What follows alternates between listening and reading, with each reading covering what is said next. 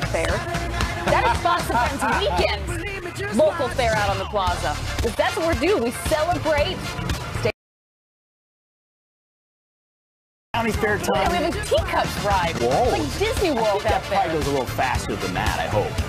Right? Test it out later. We will test it out later, of course. And, you know, the older you get, the less you like spinny rides. That's true. a fact of life. Particularly when you're full. Don't drink before you go on that ride. Oh. Or bad news fair. Or eat too much popcorn or cotton candy, which we have out there as well. Do they have cheese curds? We have. Cheese curds are central to county fairs, in my opinion, being from Minnesota and Wisconsin. And fried Oreos. And fried Oreos, fried anything. Yeah, Right? well, it depends on what's fried. Now, email us at No, you can fry anything, Griff. Boxes. I once ate a fried scorpion, deep fried scorpion on a stick at the Arizona county. What county fair were you at? Yeah, on live television. It was Greta was out there doing the anniversary of her show, and Greta Van Susteren was on. Was it nice and crispy? They had me. And actually, good morning. We don't want to ruin your appetite, but I ate a deep fried scorpion, and they had a deep fried maggot. We don't have those here today. Well, send us your favorite fried foods and what you love most about your state fairs. We're going to be celebrating that all morning long, but. Boy, is there a lot to talk about this morning as we wake up on a Sunday morning. I don't know if you were watching last night. If not, we will play back a bunch of the highlights from the rally last night in Ohio, where the president was out there campaigning, getting people motivated to get out and vote for Troy Balderson, who's running for the district there, running for Congress. But he took the moment, as he often does, Pete, to highlight all the things that he's most passionate about. He sure did. He hit on all the high notes. As you said, the big special election coming on Tuesday. They're trying to make sure it goes in the Republican camp. Here's the president. We'll give you it was about, what, an hour? We're going to give you a minute and 15 seconds summed up. Listen. Our economy is soaring, and we're creating opportunity for everyone. More Americans are now employed than ever recorded before in our nation's history. The new platform of the Democrat Party is to abolish ICE and let's not worry about crime. We want our country to be a sanctuary for law-abiding Americans, not criminal aliens. We're building that wall. We're building the wall. Don't worry. The laws are so bad.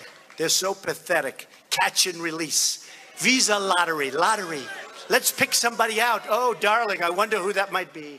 Oh, here he is. Oh, he's convicted of 5 murders. Oh, I see. We'll let him run through our country. What we're doing is crazy. They talk about the elite. The elite. Do you ever see the elite? They're not elite. You're the elite. You are the elite. They're more elite than me. I have better everything than they have, including this. And I became president and they didn't, meaning you became president. Even though it's 110 degrees in this crazy room, if you can take it, I can take it. So much for my brand new beautiful suit. So it did look so hot, though. There was no air conditioning, by the way. Oh, the notes coming in, and because I'm on the White House distribution list internally with our D.C. bureau, and man, they were saying it's going 100 degrees, 105, 110. It was really hot. This is the president's 3rd rally this week. Remember? Yeah. Tampa, Wilkes-Barre, now Ohio. And this special election, by the way, is very significant because this is the last special election we will have before the midterms. A lot of people looking at what happens here as a possible barometer for what's coming in November. That's a great point. And that race is very close there in Ohio in this district. And people are saying if the Republican loses, the alarm bells should be sounding across the country that anything could happen in these midterms. So we're going to be watching that very closely. That happens on Tuesday. And this week is a preview of what it's going to look like in September and October. The president has already vowed to hit the campaign trail as intensely as he did basically on the presidential trail in 2016. So, it was an effective message then. I mean, I'd listened to what he said last night on trade. Has a president ever been able to get a crowd fired up about trade policy? Really? And he talked about, hey, China's, I don't have anything against China. I like Xi. They're a great country, but they've been building their wealth on our backs, on your back.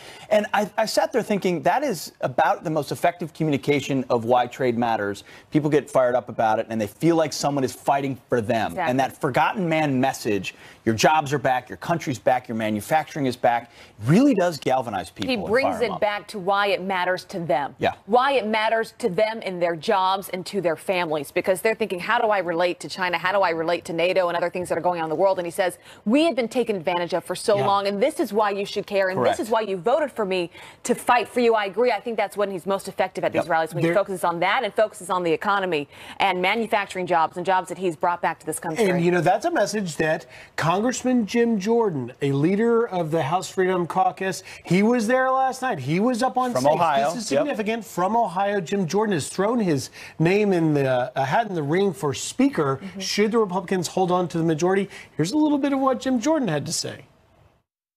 Think about this. In 18 months, regulations reduced, taxes lowered, Gorsuch on the court, the economy growing at a record rate, unemployment at its lowest in 20 years, Kavanaugh's on deck on the court. We're out of that crazy Iran deal. The embassy is going to Jerusalem, and the hostages have been returned from North Korea. That's what's happened under the president's leadership. Griff, we discussed this morning the significance of just bringing Jim Jordan up on the stage. I mean, he's announced his run for Speaker.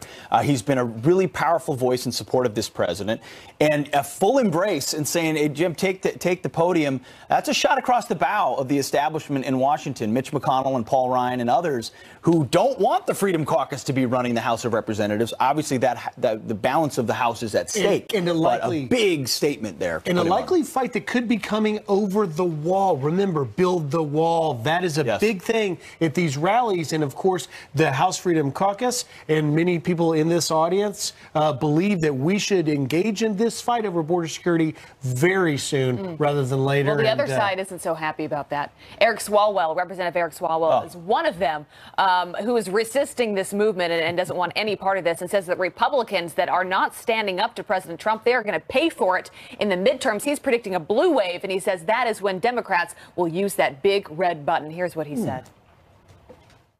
What is the president doing to the rule of law and to our democracy, and who is willing to stand up to him as he is a wrecking ball? And I think the Republicans are going to pay a price this November. I hope in January, when it's a Democratic majority, they realize it's time to do the right thing, because we're going to have 2 more years of this wrecking ball, and it's time for all of us to put our hands together and just push that big red button that will make it stop. Okay, so I agree President Trump is indeed a wrecking ball, but that's why people voted for him. They wanted a wrecking ball to Washington and the establishment.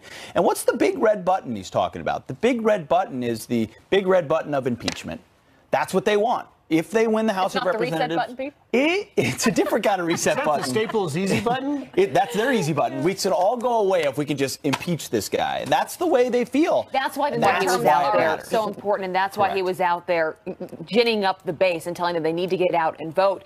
Because ultimately, you can only do so much as president. You've got, as you were talking about, the wall, Griff, and if immigration is the top of your list, you got to get people on your side to help you get things through. And if you've got Democrats that take over, imagine how complicated that's going to be. We've already seen a tough 2 years of getting enough done and not enough Republicans, he would say, that are working on his behalf. Everything will stop. They will investigate, indict. I mean, it will be, the gears will monk up completely if the Democrats were to win the House of Representatives. That's why this midterm is all about Trump. But again, if the Republicans hold on to the majority, you could be looking at the next Speaker of the House, Jim Jordan there. Really a big development. And we have just one other story I wanted to get to today, because I've been to a bunch of these rallies. Yes. We'll get to it later. We're going to tease a little bit, but it is what the children at rallies and how. Let's just say that the failing New York Times has a different view of the children being at the rallies than maybe the rest of us do. Because think of here's the headline from it in the New York Times by an op-ed, Damian Winter. He wrote, "The children at Trump rallies." He's a photographer, and he talks about, inside the op-ed, he writes, it'd been a long journey covering the campaign, and I remember being exhausted by the anger I experienced in those final weeks. I remember being heartbroken that children were exposed to this anger, were learning from it, and participating in it. Of course, I wonder if they would say the same thing about the kids brought to the Women's March or to Hillary Clinton rallies. Is it an opportunity to learn about a democracy and to learn about what's going on in this world? Or to see a president. I mean, a young kid. And you got to see the President of the United States and listen to his speech. That's exactly. Listen, I talked to a father, brought his daughter in Tampa, and also from last night, we talked to some of the children at the rallies. Take a listen to this quick montage. Why are you here today? I wanted to see Trump for my first time. What are you hoping to see? I want to see that he is best president of America. Donald Trump, I've been supporting him since the 2016 election, and I just came to support and came out here. Building the wall, which stops illegal immigration, which is great. He let us keep our guns and defend ourselves even better. I've never seen the president before. Cool. And I really want to. I'm pretty sure that was a mini Pete. They're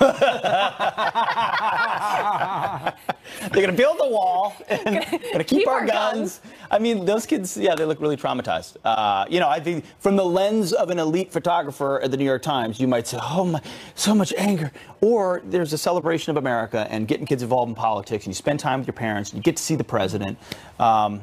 If you're a good parent, you can talk to them about what they saw at the rally, too, in the harsher moments or things like that. By the way, we've all grown up with our parents talking to us about politics, and oftentimes kids go their own way in life, and they don't always agree with their parents as they get older in life, depending on, on what they believe. But this is part of growing up, as you said. This is part about learning about the country, learning what the role of the president is. Yep. And it's history. It's history. Email us at friends@foxnews.com if you would take your children to a rally. The one thing I would say is, sometimes with the insults, when the president gives insults, that's when I am concerned about kids being there, because it's not a way to learn how to talk to people, right? I don't think we should say that this is okay, that it's okay for a president to say these things. I know you disagree with me on that. Well, no, that's where parents come into play again. Like if your parents can say, hey, he's the president, he's fighting different battles, that's why he talks that way. Don't talk to your teacher that way, maybe. Right? Like, that's a pretty easy Send us your separation. thoughts on that. Friends@foxnews.com. Yes, indeed. All right. Well, another big document dump by the FBI revealing new bombshells about the FBI's relationship with the controversial author of the anti-Trump The Dirty Dossier. Judicial Watch President Tom Fitton is here with new details. And police officers facing off with a group of kids for an epic dance-off. Look at that.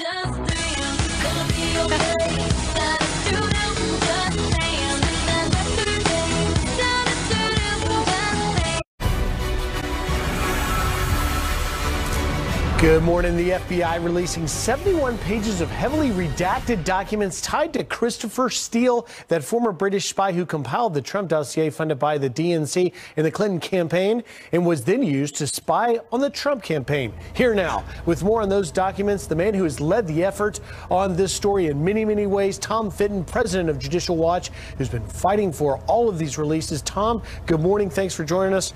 What do you got now?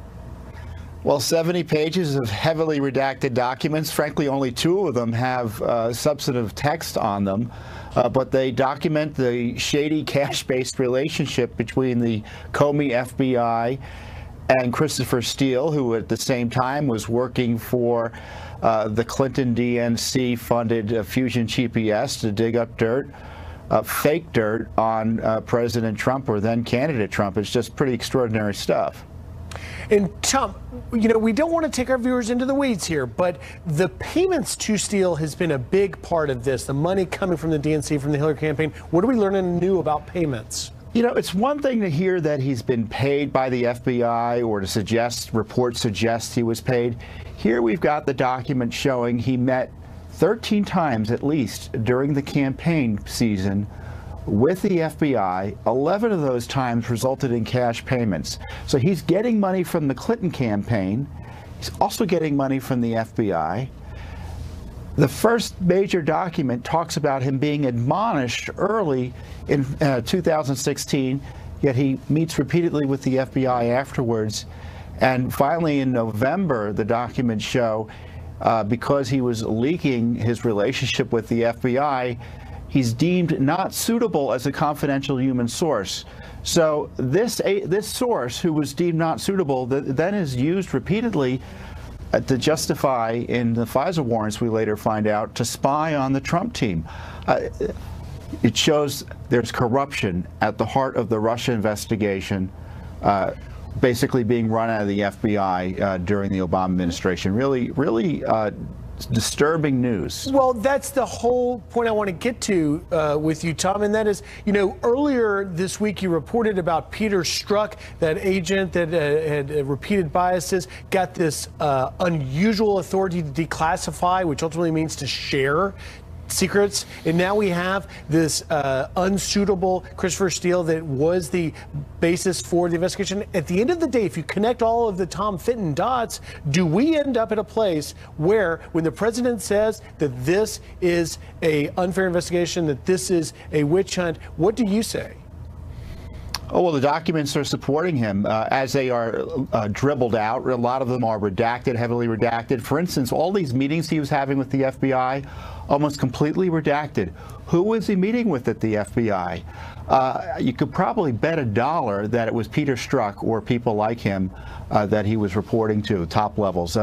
You know, James Comey, Peter Strzok, top officials at the FBI, like Andrew McCabe, who was fired for misconduct, need to be questioned very carefully about their communications with Steele and their knowledge and coordination with the Clinton DNC operation that was also funding his operation as well. The idea that the FBI was using this campaign-funded source to target the Trump team is something that ought to be troubling to most Americans. And Tom, I don't want you to give away what you're working on, but obviously you have been leading on this from the beginning. Can you give us a preview of what else you're hoping to get, what you're hoping to expose, really, in the coming week? Well, you know, there's always something big coming from documents, and, you know, we've got information about James Comey that's going to raise additional questions about his conduct at the FBI and whether the FBI, again, was bending the rules to allow James, in the way James Comey was following ethics at the FBI. Really incredible stuff coming up. And Tom, the president tweeted this past week that it's time to end this investigation. Is it your opinion now, based on all of these things we know, that this investigation is not fair? I've long believed the superstructure, the entire basis of the Mueller investigation was corrupted. And it's been long past time for at least a pause in the investigation so that we have a full airing of the illicit spying, the targeting of Trump, the leaking, and and the misuse of the FISA court process to target him. Given all that corruption, it's hard to believe the DOJ is allowing that operation to continue without any check. All right, Tom Fitton of Judicial Watch, thank you for the work you're doing, and have a great Sunday. You're welcome. Thanks, Griff. All right. She lost her father in the Korean War when she was just 4 years old and was there as the remains from North Korea returned home. She's with us to talk about the meaning to have the remains back on U.S. soil. That's next. And Tom Pyro is having breakfast with friends in Ohio where they are still excited about the president's rally. He's straight ahead and he's serving up breakfast. Fox Pancakes. Come on to rise and win. Good morning. We're back with some headlines, starting with a Fox News alert. Venezuelan President Nicolas Maduro is blaming far-right groups for what he says was an assassination attempt. Recuperación económica y The government says that explosion was an attempted drone attack, but some firefighters say it was a gas explosion in a nearby apartment. 7 people are hurt. Maduro is blaming the attack on Venezuelans who live in Florida. He's now calling on President Trump to step in. Also breaking overnight, 3 NATO soldiers are dead, killed by a Taliban suicide bomber in Afghanistan. An American soldier and 2 Afghan troops were also hurt while patrolling outside an American airbase in the Parwan province. Their conditions and identities are unknown. NATO formally ended its combat mission in Afghanistan in 2014, but thousands of forces are still there providing support and training to Afghan troops. Pete, Abby? Thanks, Griff. All right, a homecoming for American heroes, some 60 years in the making. That's right, an emotional ceremony in Hawaii where Vice President Mike Pence greeted 55 flag-draped cases of what's believed to be the remains of U.S. service members killed in the Korean War. 2 family members were special guests of the Vice President. One of them was just 4 years old when she lost her own dad, First Lieutenant Frank Salazar, during a recon mission over in North Korea. That family member, Diane Brown Sanfilippo, is here now with more. Diane, it's great to see you. I Full disclosure, I had a chance to speak with you. We both rode on Air Force Two together. I talked to you and saw you there at the ceremony. It was a powerful day for sure. It's great to talk to you on the air. Dan, as you reflect on that day, share with our audience what it was like as someone who lost your father in the Korean War. He left when you were 4 years old, never able to come home. What did it feel like to receive those remains and believe that maybe one of those could be your father? Well, it felt like my country was following through on its commitment to bring our fallen home, and my father is one of those fallen. And so to actually see the flag draped cases really made it real to me that my father might be in one of those cases. And so it was a more hopeful feeling than I've probably ever had. Were you told anything about your dad growing up? I mean, tell us about the man that he was. Obviously, you were only 4 years old, but an American hero he was. Yes. Growing up, I really did not know hardly anything about him until I was about 16, because my mother just really had a hard time dealing with it. At least that's what I think anyway, because she didn't want to talk about it. She didn't have any pictures of him out for my younger brother and I to see. And if I ever asked about him, she would get mad at me. And so both my brother and I learned not to ask about him. So I really didn't learn hardly anything growing up until I was a teenager, about 16. And then I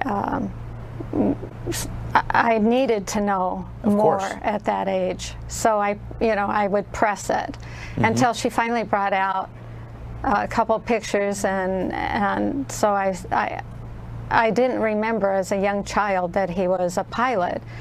And so to see his picture was so impressive to me that it kind of reconnected to my memory to him, taking him to air. I grew up as a military child, so I was used to going to air bases. You had a chance, Diana, to be there, Diana, as those came in and speak with the vice president. If you had a message for the president today and his in this process in North Korea, what would it be? First of all, thank you, Mr. President, for taking that request as part of the negotiations, and I'm grateful that Korea followed through with that. And so from here on, I really would hope that we continue to pursue recovering more remains with whatever that takes to get back into North Korea to do search and recovery efforts. Yeah, absolutely. What a powerful moment it was. Diana Brown, good to have you with us this morning. Thank you very so much. And thank your family for your service. Your father. Thank you. Absolutely. All right, powerful stuff. Next, a new threat from ISIS. The target? San Francisco. And what did the voters think of President Trump's rally last night? Todd Pyro is having breakfast with friends in Ohio. Todd, I hear the bill's on you. I pay every time because that's just the kind of guy I am. But most importantly, these folks were so happy that the president visited their community last night. We're talking to them about the issues that are important to them this morning when Fox and Friends on a Sunday morning in America returns. This will be the day that I die.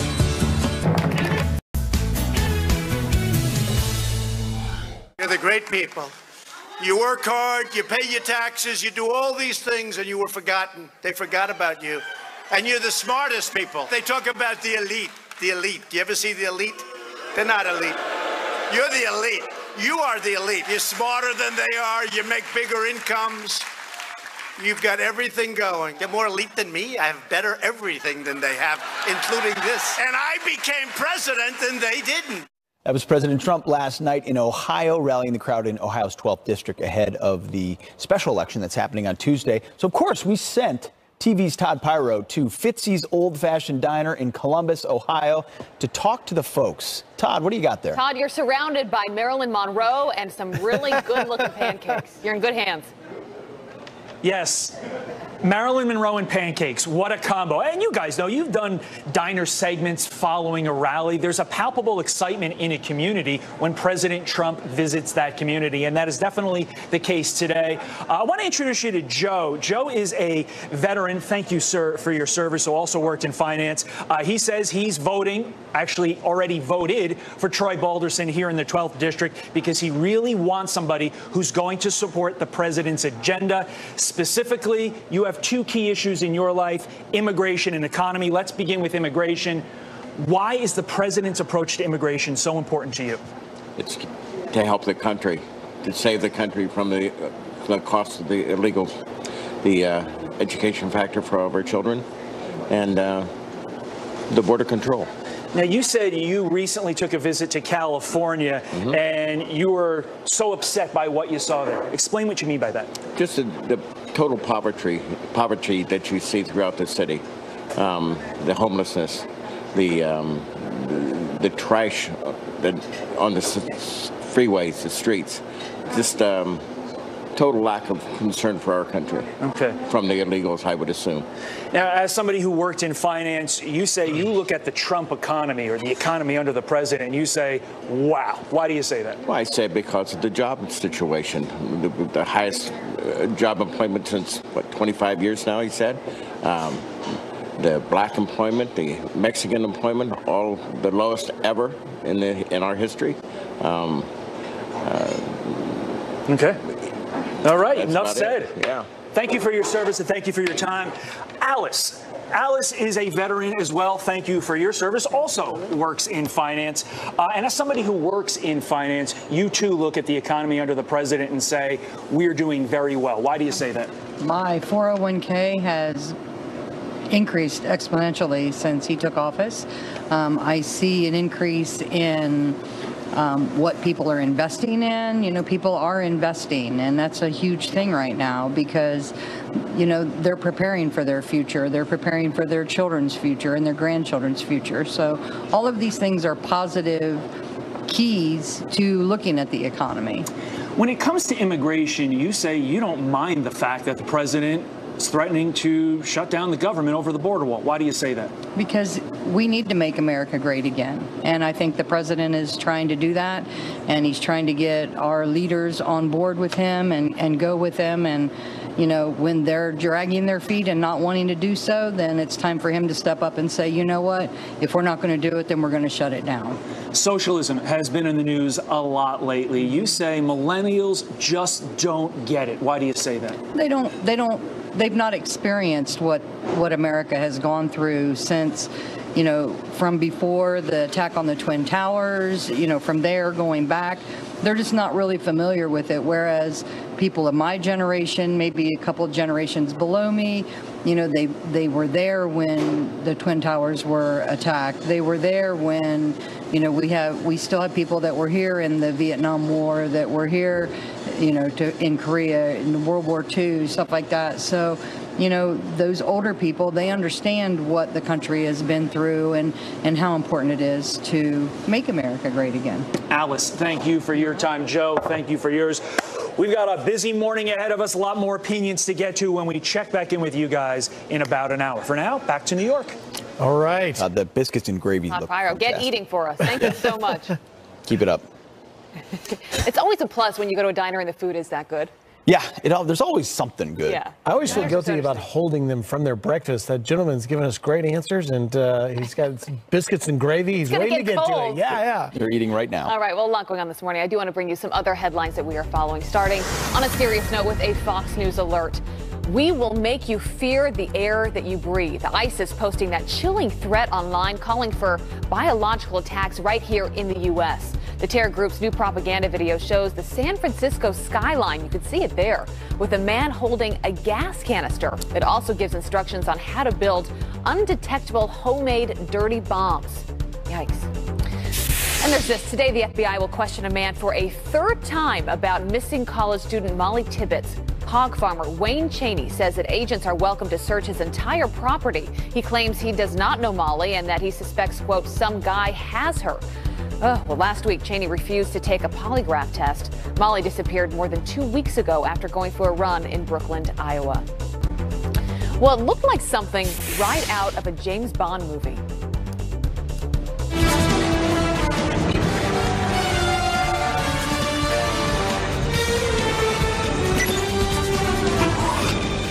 Police getting into a high-speed chase with 4 jet skis in London. The riders were racing on the river Thames, but unlike in the Bond movies, the bad guys, they got away. Police were forced to give up the chase for safety reasons. And there's this. Police officers face off with a group of kids for an epic dance-off. You gotta see this.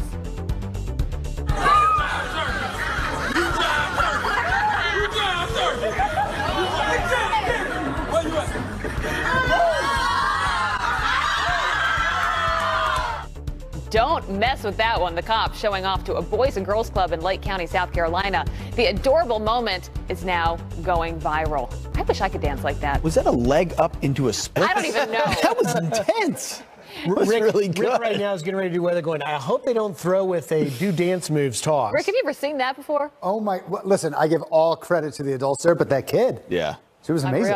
Unreal. It was over. What's going on out there? All right, so we have a big hurricane. It's a Category 4 hurricane. It's Hector, and it's moving very close to Hawaii. Get ready. Tuesday into Wednesday, likely best chances it's going to go just to the south of the Big Island. Obviously, the Big Island's been in the news because we still have the erupting volcano out there, but we're going to see some rain and some big swells going there. So just a heads up for that. Across the lower 48 and Anchorage and Hawaii there. Here's your temps as you're waking up. 97 this morning in Phoenix, so the heat is still on. Everybody across the east still kind of hot and humid, but not as much precipitation as we've seen over the last, say, 2 to 3 weeks. In fact, we've had a lot of spots see their wettest July ever. Now we're going to have a pretty nice weekend. We'll see a few scattered showers building across the Tennessee Valley. But aside from that, everything is looking pretty good. Florida, for the most part, you're going to be looking at a very nice day. Carolinas as well. We're going to be watching some severe weather. In fact, already this morning, moving across parts of Minnesota. So watch out for that. And your high temperatures look like this for the day today. We're going to be very warm, especially across parts of the Southwest. But overall, those hundreds that we've seen across parts of the plains, those are gone as well. All right, guys, back to you. Hey, Rick. Big swells headed to Hawaii. That's music to surfers' ears. Yeah. Hopefully everyone's all right. Thank you, Rick. All right. She's often criticized for her identity politics, but now Kamala Harris is taking offense to it. I have a problem, guys, with that phrase, identity politics. That phrase is used to divide and it is used to distract. Charlie Kirk is here to react live. That's next. He's going to have a different opinion. And a giant herd of goats causing chaos in one neighborhood. The owners of those goats join us live just ahead.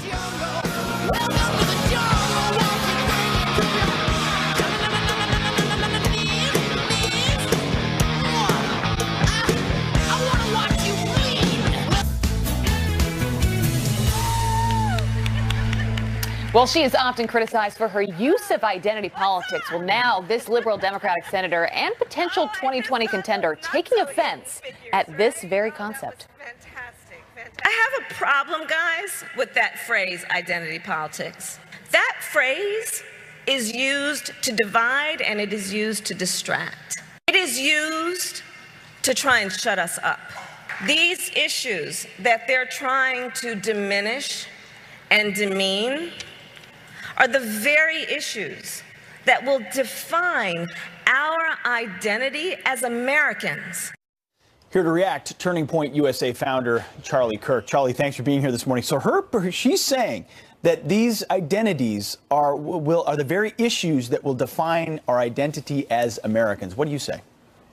It's a really bizarre way to look at it. So she accuses us as using the critique of identity politics as trying to divide people. She's the one that's dividing people. So look, the left, they are so hyper-focused on race. They look at everyone in different little compartmentalized racial identity politics. And just for everyone at home that they understand what identity politics is, it's the idea that your identity is your skin color. We as conservatives, or those that just consider ourselves Americans, we think your identity is in your ideas, not not your skin color, but the left, they're always trying to divide people, not unite people. And I like to say the Democrats want to create a country where everyone looks different, but they think the same. I believe true diversity is not skin color diversity, but ideological and intellectual diversity. Kamala Harris wants to continue to divide America because she'll be able to benefit from it politically. She's a darling, though. I mean, I talked to, in the Democratic Party, a lot of people see her as a potential front runner for 2020, and Griff would agree with that in the circles Without that you're a doubt. in. And, Charlie,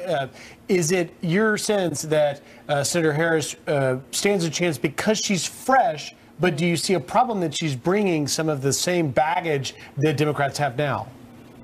Yeah, without a doubt. And look, I mean, I experienced this sort of identity politics narrative on college campuses. And you look at the Black Lives Matter protests, and you look at the kind of divisive culture that's been created. It's now graduated up to the high ranks of the Democrat Party. What I love what this president has done, if you listen carefully to his speech, he talks about all Americans. He doesn't talk about all these different little groups. And that's, again, the Democrats, they lose on policy, but they're trying to win on identity. And we need to get back to the idea that the idea of America is you can come with nothing and create anything.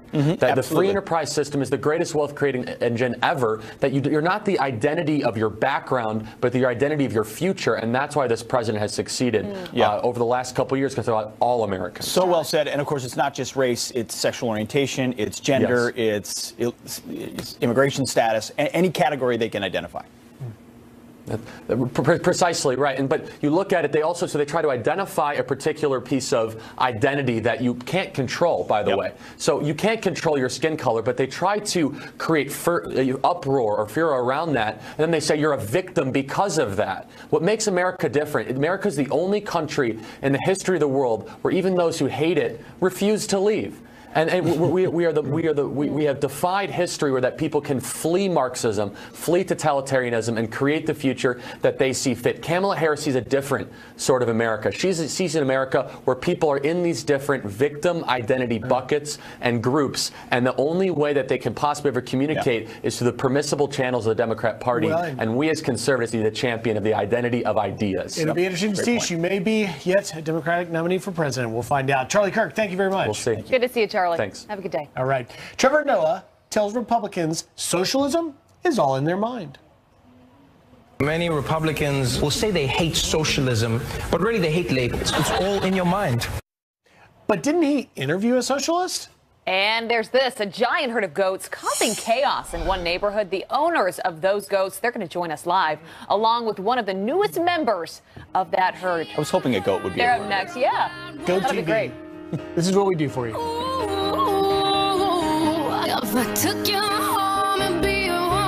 How do you win at business?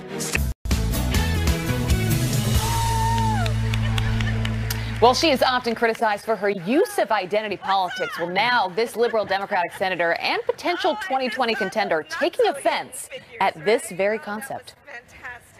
I have a problem, guys, with that phrase, identity politics. That phrase is used to divide and it is used to distract. It is used to try and shut us up. These issues that they're trying to diminish and demean are the very issues that will define our identity as Americans. Here to react, Turning Point USA founder Charlie Kirk. Charlie, thanks for being here this morning. So she's saying that these identities are the very issues that will define our identity as Americans. What do you say? It's a really bizarre way to look at it. So she accuses us as using the critique of identity politics as trying to divide people. She's the one that's dividing people. So look, the left, they are so hyper-focused on race. They look at everyone in different little compartmentalized racial identity politics. And just for everyone at home, what they understand what identity politics is, it's the idea that your identity is your skin color. We as conservatives, or those that just consider ourselves Americans, we think your identity is in your ideas, not not your skin color, but the left, they're always trying to divide people, not unite people. And I like to say the Democrats want to create a country where everyone looks different, but they think the same. I believe true diversity is not skin color diversity, but ideological and intellectual diversity. Kamala Harris wants to continue to divide America because she'll be able to benefit from it politically. She's a darling, though. I mean, I talked to, in the Democratic Party, a lot of people see her as a potential front runner for 2020, and Griff would agree with that in the circles without that a you're doubt. in. And, you know, Charlie,